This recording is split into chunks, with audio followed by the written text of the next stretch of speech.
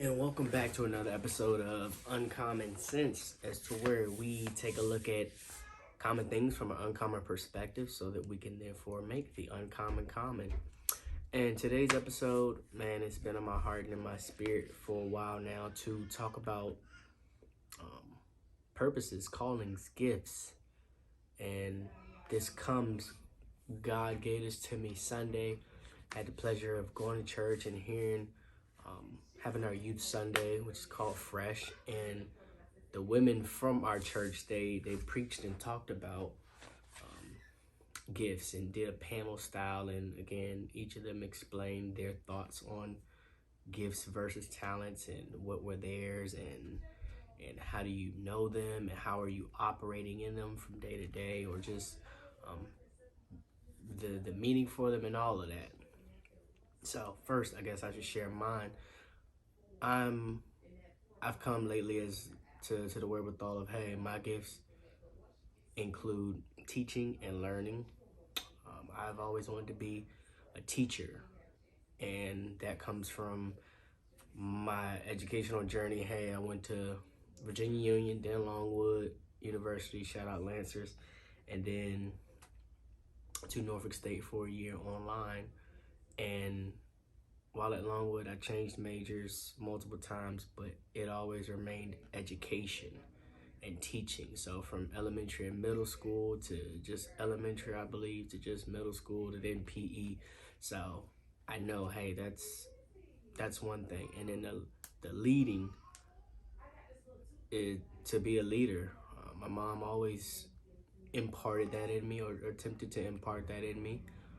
But that's scary as a young man because you don't know what it's like. And being the firstborn now, I'm starting to learn that, hey, people are watching you and you have something to say and you have morals that you should be able to identify, but then also stand on.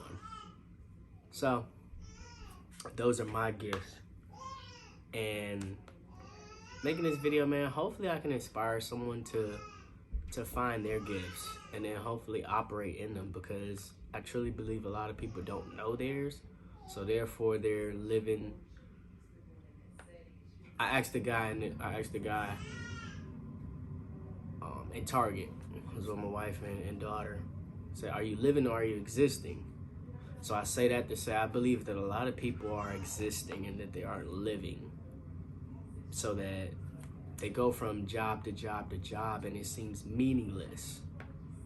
Whereas I believe wholeheartedly, if you knew your gifts and you operated in them, that your life would be just a little bit better. And of all things, I mean, you'd find some purpose. You know your gifts and your callings, your gifts and talents, life would be that much greater for you. So I believe, again, wholeheartedly, that I'm supposed to make this video in this time, in this season. Why? Because I'm a devout Christian trying to live a life that is pleasing to the Lord as best of my ability. And today, in the YouVersion Bible app, the verse of the day is, "You are the light of the world, like a city on a hilltop that cannot be hidden." And that's found in Matthew 5, verse 14. And that was after the sermon Sunday in church. During the panel they gave like a Q&A, and I didn't say anything, but that was one of the verses that I wanted to highlight or express. Why? Because in the world that is so darkness, and where people are trying to, again, if you don't know your gifts, then you're more reserved, or you're playing the background, or you're hidden. Well, the song is, "This little light of mine, I'm gonna let it shine." And that verse, seeing it today, and God having it in my spirit, and then being in BJ's and seeing Michelle Obama's book, something about the light, so Lord forgive me. But I took a picture of the back of the book, and I wanted to read it and just kind of continue to go on it. And it says, I've learned it's okay to realize that self-worth comes wrapped in vulnerability, and that what we share as humans on this earth is the impulse to strive for better, always and no matter what. We become bolder in brightness. If you know your light, you know yourself. You know your own story in an honest way. In my experience, this type of self-knowledge builds confidence, which in turn breeds calmness and an ability to maintain perspective, which leads finally to being able to connect meaningfully with others. And this too, I got a glare on so I can't read the word, but make it out. It's important of all things. One light feeds another and turns to one strong family, lends strength to more. One engaged community can ignite those around it. This is the power of the light we carry. And that's the title of the book, The Light We Carry. So, man, I guess would love to sum it up and say, find your gifts, ask God for them, and then operate in them.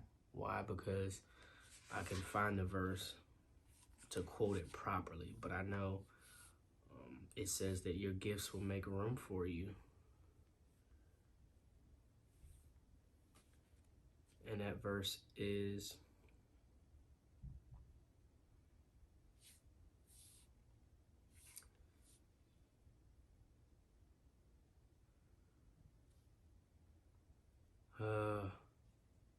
return to your full. No. Yeah, I don't like this. But nevertheless, given it will be given to you a good measure, person, it will be measured into you.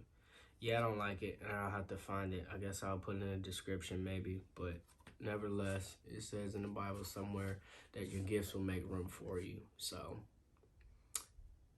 for them to do that, of course, again, you must know them and then operate in them and with them. And might I say that your gifts aren't for you. Your gifts are for you to be a servant and to bring glory to God. So you want to look, hey, it is your gift, but don't think of it from a selfish standpoint as what can you gain from it. So that's it, and that's all. Love you. Wish you well. And of all things, remember, it ain't on you, it's in you. It don't happen to you, it happens for you. Never stop learning and never stop growing. And everybody got an opinion, but not everybody has a dream. So, till the next one, gone.